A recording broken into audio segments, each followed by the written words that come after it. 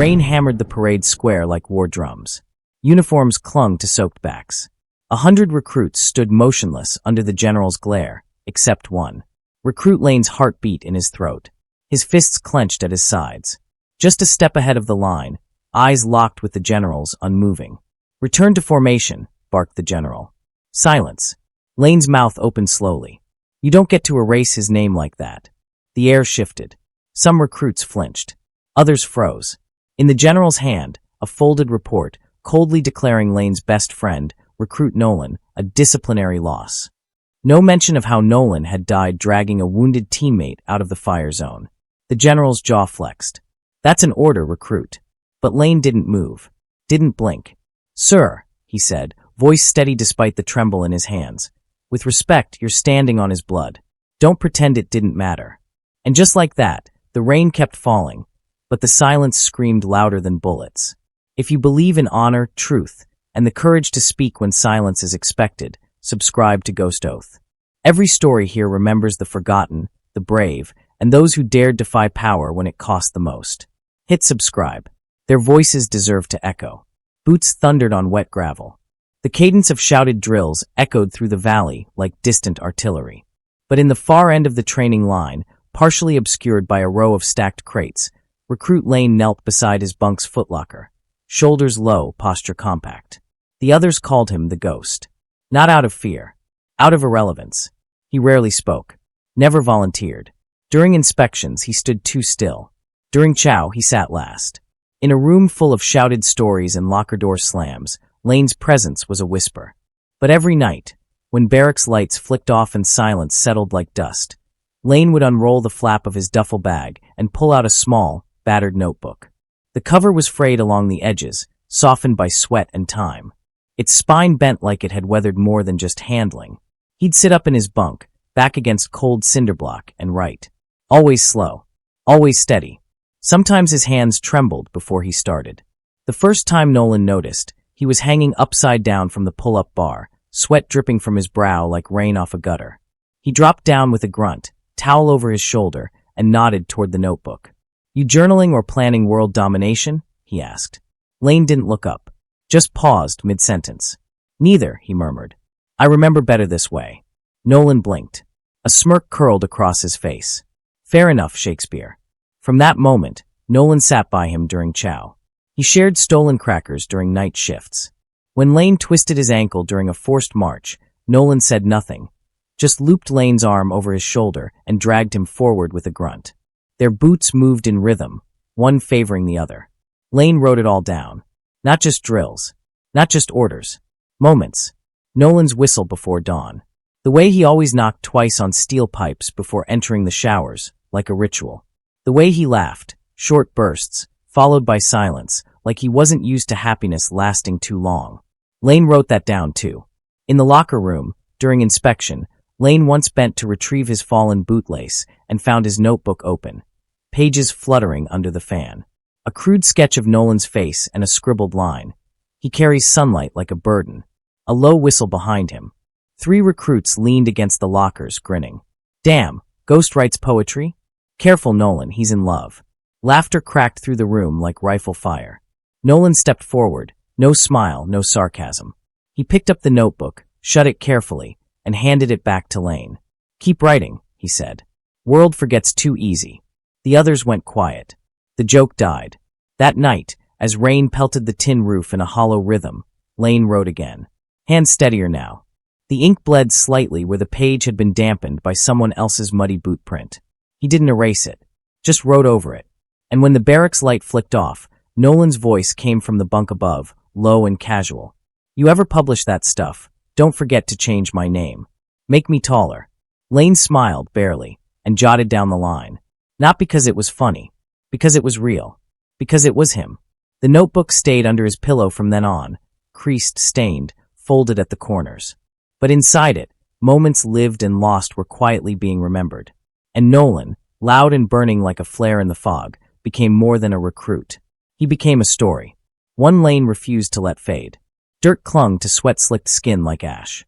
The sun had long dipped behind the ridgeline, leaving the training grounds soaked in copper dusk. Crickets chirped with mechanical rhythm, a poor substitute for silence. Nolan stood on the edge of the gravel pit, arms crossed, breath steady. Lane watched from a distance, half-shadowed behind the armory shed, eyes tracking Nolan's boots as they scuffed the dirt. He wasn't pacing. He was waiting. Earlier that day, the unit had been ordered to crawl through a mud trench under live fire. Barbed wire sang inches overhead. One recruit froze mid-trench, panicked. The instructor shouted. Nolan didn't. He dropped beside the recruit, face down in the sludge, whispered something no one heard, then shoved him forward, hard, before crawling behind him like a shield. After the siren blew, and boots hit the ground in dismissal, the general's assistant pulled Nolan aside. "Not your call," the man had hissed. Nolan just smiled. Didn't know compassion needed clearance. Lane saw the bruise form later, just below Nolan's collarbone, shaped like a reprimand delivered with intent. That night, Firewatch duty rotated late. Lane and Nolan were last. They sat on overturned crates just outside the barracks, rifles resting against their knees. The moon carved a long line down Nolan's jaw. He looked older in low light, something in the way the shadows clung to the lines near his mouth. He flipped a lighter open, closed it. Open. Closed. The metallic click broke the night into pieces. "You ever mess something up so bad," he muttered. "You don't get to fix it, just pay interest on the damage?" Lane didn't answer. The question wasn't meant for him. Nolan stared out into the tree line, lighter frozen mid-flip. Used to be a squad leader back home. RFC. Real sharp uniform. Lotta dumb pride. He rubbed the back of his neck, like the memory was embedded there. Kid under me hesitated during an evac. I barked at him instead of helping. A bead of wind brushed through them. He didn't make it. Lane turned slightly, but Nolan didn't meet his eyes. "I'll make it right this time," Nolan whispered. Then silence again. The kind that swallows apology whole. The next morning, Nolan wore defiance like armor. During formation, when the general passed by, inspecting boots and brass, Nolan's buttons were slightly misaligned. Deliberate. When asked why, he answered simply, "Didn't seem like it'd affect my aim, sir." The recruits chuckled. The general didn't. Later that week, during a field op, Nolan noticed a recruit slip and jam his shoulder against a concrete barrier. The med team hadn't seen. Nolan did. Without waiting, he ran back across open ground, hoisted the injured recruit on his shoulder, and jogged him 2 miles to camp, shirt torn and face flushed. When the general questioned the unauthorized maneuver, Nolan just said, "Figured protocol can catch up with survival later." Lane documented it all.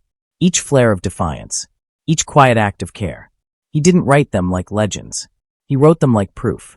Proof that Nolan wasn't reckless. He was burning, on purpose. A man chasing a fire he lit long ago. And choosing, every day, to run straight into it. The hum of a transport truck faded into the trees like a warning swallowed by fog. Recruits stood shoulder to shoulder on the gravel square, boots aligned, breath shallow. Above them, the sky hung in bruised stillness, clouds heavy and close. No birds. No wind. Then footsteps.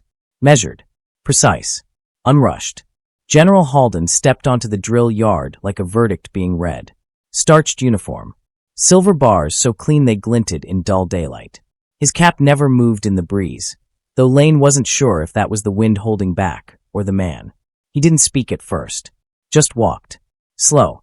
Down the line. A cane tapped once beside each recruit, pausing briefly at chins held too low, boots scuffed too much, eyes blinking too fast. When he passed Lane, there was no comment. No nod. Only the faintest tightening around the general's jaw, like disappointment had a scent. He stopped in front of Nolan. Lane saw it, just the edge of a smile tugging at Nolan's mouth. Not mockery. Not respect. Something in between. Like he saw the man, and wasn't impressed. Halden's voice was gravel and frost. "Do you believe loyalty means silence, recruit?" Nolan didn't blink. "I believe it means knowing who you're standing next to." The yard inhaled. A few recruits shifted. One coughed, then regretted it. Halden's gaze didn't flinch. "You'll learn discipline before you're trusted with ideals." Then he turned. Lane watched Nolan's shoulders settle, not in relief, but in the subtle posture of a man who had chosen his side. Later, inside the barracks, Lane sat on his bunk, notebook resting open on his knees. His pen hovered above the paper. Words came slow tonight. Not because there was nothing to write. Because he couldn't write what it felt like. That silence. That stare. That one flicker in Nolan's voice. clear, level, unworried. The lighter sat between Nolan's fingers across the room, unopened now. Still. Cold. The inspection continued for 2 hours. Halden stripped a recruit of weekend leave over a bent collar. Another was reassigned for speaking too quickly. Morale didn't just drop, it was dissected. Surgically. By dusk, the unit had shrunk inside itself, shoulders tighter, voices gone. Except Nolan's. He hummed as he cleaned his rifle. Not loud, but audible. Lane didn't join in. Didn't stop him either. From the window, the general's figure disappeared into the officer's quarters. The cane tapped twice before the door closed behind him. A storm was coming. Not the kind that rained. The kind that waited. That measured. That punished by omission. And Lane knew, somewhere beneath the weight of discipline and doctrine, something had cracked. Not in Nolan. In the air around him. Smoke rolled low across the ravine like breath from some wounded god. Cracked tree limbs jutted from the scorched earth, charred black and twitching in the heat. The sky had turned colorless, gray and twitching with tremors of distant thunder. Lane dropped to a knee behind a broken barrier, breath ragged, rifle slack in his grip. Dirt clung to his lips. His ears rang, hollow and sharp, from the last blast. The training op had gone sideways fast. Live fire. Real munitions. But this wasn't training. This was something else. A voice crackled over comms. Cold. Final. Fall back. Leave the sector. That's an order. Lane turned his head just enough to see the silhouette across the blast field. One of the newer recruits, pinned beneath a collapsed trench wall, half submerged in fire-slick mud. He wasn't moving. Another voice, low, from just beside him. Nolan. He's still breathing. Lane didn't answer. His hands were shaking again. Not from fear. From knowing the weight of choices that came next. Nolan didn't hesitate. He yanked the lighter from his pocket, flicked it once. Flame. Snap. Extinguished. Then he stood. Full height. Shoulders square. Lane's mouth opened. Nolan. Tell him I slipped. A faint grin. Then he ran. Boots crashing through mud. Bullets stitching the air. Bark exploding around him like bone. Lane watched, frozen. Eyes locked on that moving figure tearing toward the wreckage like the world owed him something. Or maybe he owed the world. He reached the trapped recruit. Lifted, strained, pulled until his arms shook. Gunfire cut through the silence like teeth through skin. Then movement. Both figures staggered forward. One limping. One carrying. 10 feet from safety. A single shot. Nolan dropped to one knee. Didn't scream. Didn't stop. Just shoved the recruit forward. Hard enough to collapse him into cover. And then Nolan folded. Quietly. Like a flag being lowered with care. Later, after the dust had settled, after boots had crunched through blackened leaves and medics had moved bodies without looking at faces, Lane stood by the med tent. Hands in fists. Jaw locked. The general arrived an hour later. Not a speck of ash on his uniform. He stopped at the stretcher where Nolan lay covered in canvas, face untouched. One glance. One nod. Then he turned to the press crew. We lost a recruit due to disobedience during a live-fire mishap. The mission objective was compromised. Lane didn't move. Just stared at the man. Disobedience. Not bravery. Not sacrifice. That night, Lane sat on his bunk. Nolan's dog tags rested on the notebook, metal still warm. He didn't write. He just stared at the blank page. And listened to the silence Nolan left behind. The lighter sat untouched on the shelf. Closed. Cold. But the scent of cordite and burnt would still hung in the air. And Lane knew something had been lit in that moment. Not a flame. A reckoning. The office was colder than it should have been. Not from air conditioning. Just the kind of cold that comes from too much silence and too little truth. Lane stood just inside the threshold, boots quiet on the wax tile, fingers twitching against his thigh. The light overhead buzzed, softly but constant, like it was trying to speak and couldn't. On the desk, a folder. Unmarked. Closed. The officer had stepped out, back in 5. Lane moved before thought could interrupt. He crossed the room, heart thudding louder than his footsteps, and flipped the folder open. Top page. Black ink. Recruit Nolan E. Status.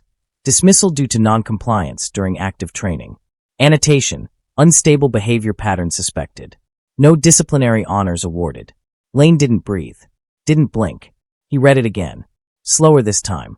No mention of the recruit Nolan dragged back alive. No mention of the fire. No mention of Nolan's last act. Deliberate, steady, selfless. Just a phrase. Failure to follow chain of command. The page curled slightly at the corner, as if even the paper wanted to flinch. Lane shut the folder. Not softly. Back in the barracks, dusk fell like a blanket soaked in ash. Shadows clung to the bunks. Nobody spoke. Eyes shifted away when he passed. Lane walked to Nolan's locker, still locked, still untouched. He reached into his own pack and pulled out the key Nolan had once handed him casually, like it didn't matter. "In case I ever get reassigned," he'd said. The lock clicked. The hinges groaned. Inside, folded uniform. Faded photograph wedged behind a shaving kit. And there, resting flat beneath a rolled pair of socks, Nolan's notebook. Still stained with dried mud. And something darker near the bottom corner. Lane turned the cover. Pages stuck slightly. His own name was scribbled in the margin of one. Lane sees things clearer than the rest. Quiet doesn't mean blind. He swallowed. And then, just beneath the notebook, hidden beneath a folded towel, Nolan's dog tags. Metal cold against his palm. He clutched them in one fist and sat down on the edge of the bunk. The room around him faded, chatter distant, boots muffled, ceiling too far away. Later that night, Lane sat beneath the open window, notebook in his lap. But not his own. Nolan's. He didn't write in it. He just turned pages. Every word in it fought against the one thing the report had tried to make final: erasure. The tags dangled from his hand, swaying slightly as the breeze moved through the room. Soft and quiet, like a voice refusing to go unheard. The hum of the mess hall buzzed beneath fluorescent lights, metallic trays clinking, boots scraping tile, the low mutter of worn-out men trying to forget the day. Lane sat at the far edge of a long steel table, elbows in, posture guarded. He stirred the powdered mash on his plate, but didn't eat. A few inches from his hand, Nolan's dog tags lay flat, the chain coiled tight like a noose. No one had seen him take them. No one dared ask. Across the table, a younger recruit glanced up, then looked away. Heard he disobeyed a direct order. Someone muttered from a nearby cluster. Put others at risk. Lane didn't look up. Another voice, hushed, uncertain. Or maybe he pulled that kid from the breach line.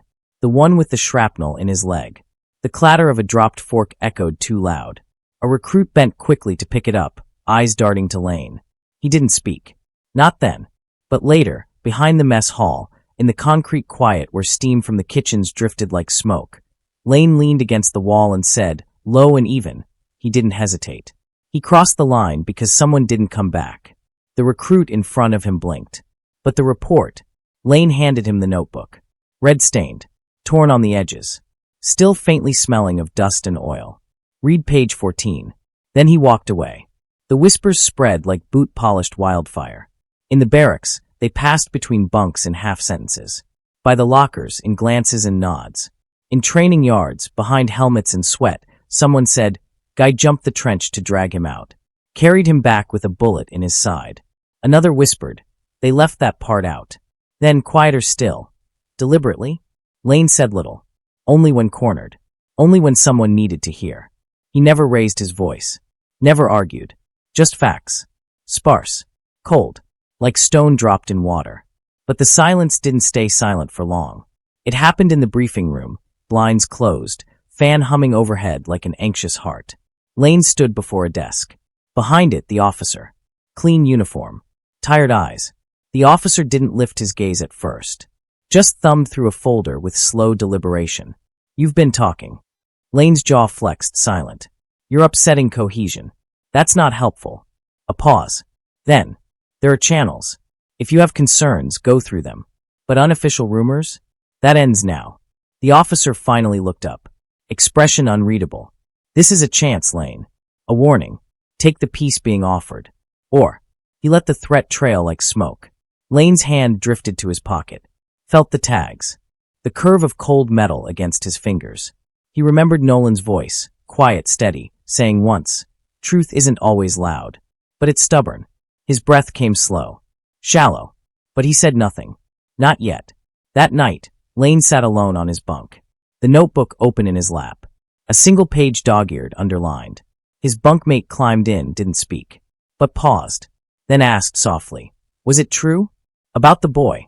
Lane nodded once. The lights clicked off. Silence returned. But the whisper did not die.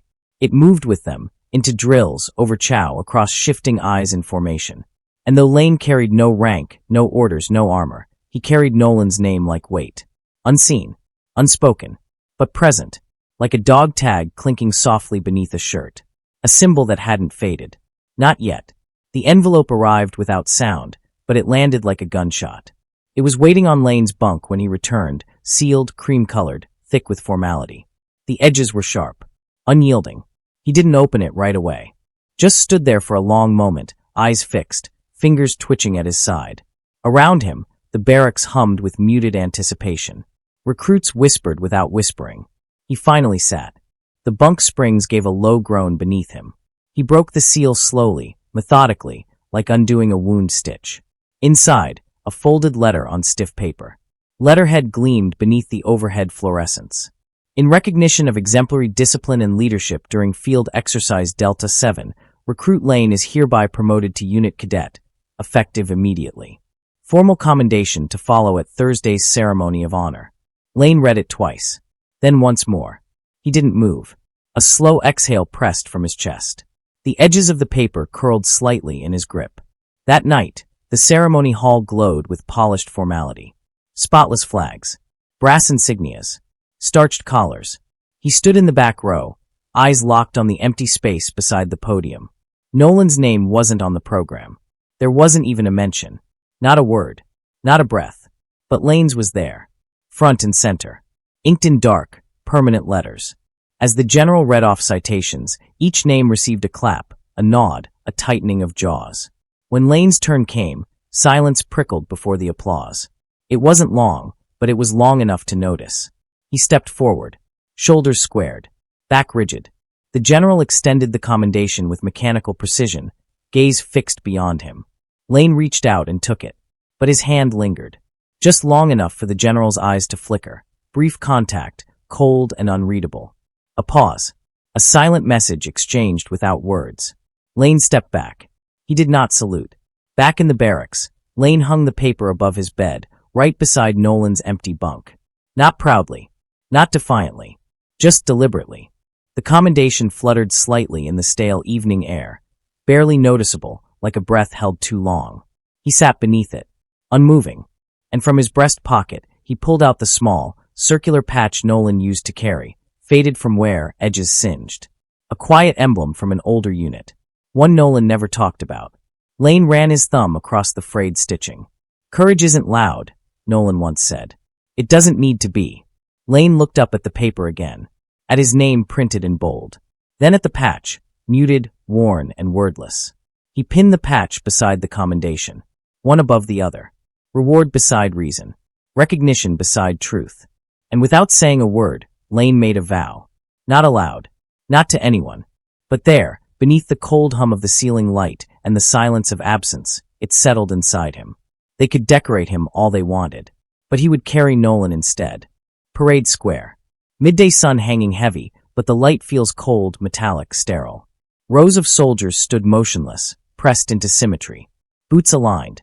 Eyes forward. Breath measured. The kind of silence that hums in the bones. Lane stood among them. Third row, sixth from the right. His uniform, crisp. His spine rigid. But his fingers twitched against his thigh, pulsing like a fault line beneath the polished surface. The general's voice cracked through the air. Today we commend those who've exemplified discipline. Lane's jaw shifted. That word. Again. Discipline. A name echoed across the square. Captain Lane, promoted to command staff for operational excellence. Applause, scattered and mechanical. A hollow echo. Lane didn't move. Another name. Not Nolan's. Still not Nolan's. He reached into his breast pocket, slow, deliberate. The air thickened around the motion. A single folded page. Worn edges. Nolan's handwriting still smelled faintly of burnt metal and oil. Lane stepped forward. Out of line. Out of formation. Gasps. Shuffled boots. A breach like this was sacrilege. He turned toward the general. Raised the page. Sir, his voice didn't waver, but it didn't roar either. It carried like flint striking steel. This was Nolan's. He unfolded the page, each crease a small defiance. He wrote this 3 nights before the final op. A pause. Then he read, I would rather die doing what's right than live with silence. No breath moved. just wind grazing through polished metals. Somewhere far, a flag snapped in the stillness. Lane looked up. His eyes met the general's, sharp, unflinching. The general said nothing. Lane continued, voice quiet but firm. You gave me a medal to bury his memory. I won't accept that. And I won't stand in a formation that erases the man who held us together. A shiver ran through the line behind him. Not from fear. Recognition. Memory. Truth rising. One by one, boots shuffled. Eyes broke formation. A corporal took a half step forward. Then a sergeant. Lane didn't look back. He didn't need to. The general's face was granite. Years of power pressed into silence. No outburst. No command. Just a slight breath through the nose. Then he turned and walked away. His heels struck the ground with mechanical precision. Tap, tap, tap. Each step smaller, more distant. And then just wind again. Lane stood alone before a fractured line. The folded page still in his hand. A quiet tremor at the corner of the paper. He folded it again, slow, deliberate. Slid it back into his pocket, over his chest, close to where Nolan had stood in every operation, always at his side. No anthem played. No orders shouted. Just silence. A different kind this time. The kind that held truth. And finally, respect. The metal pins came off with a hollow click. Inside the dim, echoing office, Lane stood rigid beneath the pale ceiling light, its coldness casting sharp shadows along his jaw. The general didn't speak. Neither did the clerk removing his insignia. Just the scrape of brass, the slide of Velcro, the silent judgment in the sterile air. Lane's hands stayed clenched behind his back. Fingers twitching once, then still. A faint hum came from the fluorescent bulb above. Too bright. Too quiet. Time moved slowly, like it feared disturbing the room. When the final patch was peeled from his chest, the weight of absence hit harder than the fabric ever had. The general stepped back, arms crossed. You'll be escorted out. Lane nodded once. No salute. Just a quiet pivot and slow steps toward the door. His boots thudded softly on the linoleum, muted, deliberate. As he passed the threshold, a memory surfaced. Nolan's voice. They can take the patch. They can't touch the reason you wore it. Outside, the sun was low, burning orange along the chain-link fences. Shadows stretched long over the cracked pavement, as if even the ground wanted to distance itself. Lane walked alone toward the base gates. Each step felt like the echo of a question unanswered. Near the exit, he paused. A figure waited by the fence. Then another. And another. For recruits. No salute. No formation. Just silence and dust, and the unspoken ache of respect. They stood in civilian clothes now. No rank, no armor. Just faces stripped bare by belief. One stepped forward. Kid couldn't have been older than 20. Nervous hands. Determined eyes. From his pocket, he pulled something small, wrapped in cloth. A medal, worn, scuffed at the edges. Nolan's. Lane stared. The recruit's voice was low, rough. He got it for pulling us out that night. Against orders. A beat of silence. He didn't follow the rule book, the recruit continued, holding out the medal. But he saved my life. The medal lay between them, offered, not forced. Heavy with memory. The medal caught the last of the sun and gleamed with something more than honor. Lane took it slowly, thumb tracing the edge. Not a gesture of victory, but of weight, of grief carried, not discarded. Wind picked up, dry, restless. It stirred the dust around their boots, whispering past fences and broken promises. He didn't speak, just gave the kid a nod, a slight shift of chin, taut with everything words couldn't hold. The others stepped closer. Quiet nods, one hand on his shoulder. No chance, no cheers, just presence, just defiance in a new shape. As Lane turned from the gate, medal in hand, something inside him shifted. The base behind him, cold, distant, began to blur beneath the warmth of low sun and human loyalty. The rulebook had taken his title, but not his truth, and not the ones who had seen it. The medal, tucked into his palm, pulsed like a heartbeat. A symbol, not of rank, but of why he stepped forward in the first place. The wind had teeth. It cut through Lane's coat as he stepped onto the quiet field behind the base. Rows of stone markers lay flat against the grass, slick with early dew. A low fog hovered like breath unspoken. No ceremony. No flags. Just silence that knew too much. His boots sank slightly in the earth as he walked, slow, deliberate. Each step an echo.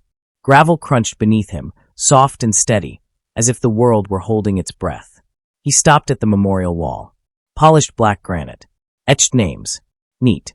Unbroken. Official. Lane's eyes scanned the stone. Left to right. Then again. A third time. Nothing. No Nolan. His jaw tightened. One hand gripped the folded notebook inside his coat pocket, thumb brushing the worn edge. The other stayed loose, fingers twitching like they wanted to curl but forgot how. Behind him, a gust stirred the tall grass. Somewhere distant, a gate creaked on its hinge. He knelt. His knee pressed into the damp soil. He didn't flinch. The cold seeped through, but Lane didn't move, just breathed, slow and shallow. Then, with careful fingers, he pulled out Nolan's notebook. A simple thing. Canvas cover, frayed at the corners. A thin black elastic barely held it shut. He opened it. The pages fluttered like they remembered being held. Lane cleared his throat. The sound broke the quiet like a match in a cave. His voice, when it came, was low, almost reverent. April 3 RD Patrol led by Lane again. He doesn't see it, but the men trust him. He thinks it's because of rank. It's not. He paused. His lips parted, then pressed shut again. He doesn't smile much, but he listens. Even when you're saying nothing. That's something. Lane exhaled slowly. His thumb hovered over a faint ink smudge. Dried sweat? Rain? Grief? If anything happens to me, tell my sister it was worth it. I saw a boy crawl out of a crater yesterday. Lane had pulled him there. The kid lived. That matters. The fog thickened slightly. Moisture clung to Lane's lashes. His voice cracked just once. He doesn't follow the rule book, but he makes it out alive. And when he doesn't, someone else does. The wind shifted. Not louder. Just closer, as if listening. Lane closed the notebook gently. His hand lingered on the cover. He didn't cry. Didn't speak again. He just placed the notebook down in front of the memorial wall, right where Nolan's name should have been. The gesture was simple, but it landed like thunder. A small, unmarked offering. Proof someone remembered. He rose without a sound, and left the book behind. The fog didn't part. The wind didn't calm. The wall remained unchanged. But now it knew. So did the ground beneath it. Gravel crunched beneath Lane's boots as he stepped through the academy gate. Not marched, stepped. There was no ceremony to it now, just a quiet crossing of time. His coat collar fluttered slightly in the wind, the fabric stiffer than he remembered. Worn less from wear, more from years of carrying weight that couldn't be seen. The academy looked the same. Stone walls scrubbed clean. Flags motionless in a breathless sky. But time had reshaped the place through his eyes. Less myth now, more memory. Ahead, recruits jogged across the yard in formation, barked commands echoing off old barracks. Their boots hit in rhythm. Tight. Young. Determined. Lane didn't move. He just watched. Hands in his coat. Shoulders drawn in slightly. A low whistle of wind pulled through the trees, like a voice he used to know. Never confuse loudness with strength, Nolan once said, tracing his thumb over a coin's edge. A small group of cadets passed near him. Most didn't look. But one did. Young. Maybe 20. Fresh-cut hair. Sharp eyes that paused when they met Lane's. He slowed, then stopped completely. The others kept moving. He didn't. The recruit stepped forward. Not a word, just a clean, practiced motion. A salute. Lane hesitated, then slowly returned it. His fingers lifted to his brow, deliberate, measured, like drawing a final line in the air. The cadet stepped closer. No fanfare, no announcement. Just a quiet reach into his uniform pocket. Then, he extended his hand. Lane didn't open his. Just held it out, palm up, the way one does when accepting something they already recognize. A coin slid into it. Cool. Worn. Familiar. Lane looked down. At first glance, it was just a standard-issue challenge coin. Academy crest. Honor code on the rim. But scratched into the edge, uneven and unmistakable. NR. Nolan Reed. Hand-etched. By someone who remembered, or someone who'd heard. Lane didn't speak. He closed his fingers slowly around it, the edges pressing into his skin like a seal. A long, steady breath left him, not relief. Not closure. Just air finally escaping something long held in. The cadet stepped back, nodded once, and rejoined the others without looking back. Lane stood there. Long after the yard emptied. Long after the drills ended. Long after the sunlight softened across the walls that had once promised glory. He turned the coin over once in his palm. Then again. And then tucked it away, inside his coat, over the heart. No monument had ever carried Nolan's name. But now, somehow, he had passed through again, quietly. Like always, Lane looked once more at the gate. Not as a soldier. Not even as a visitor. But as the final witness to a vow that had once gone unspoken. He lifted his hand.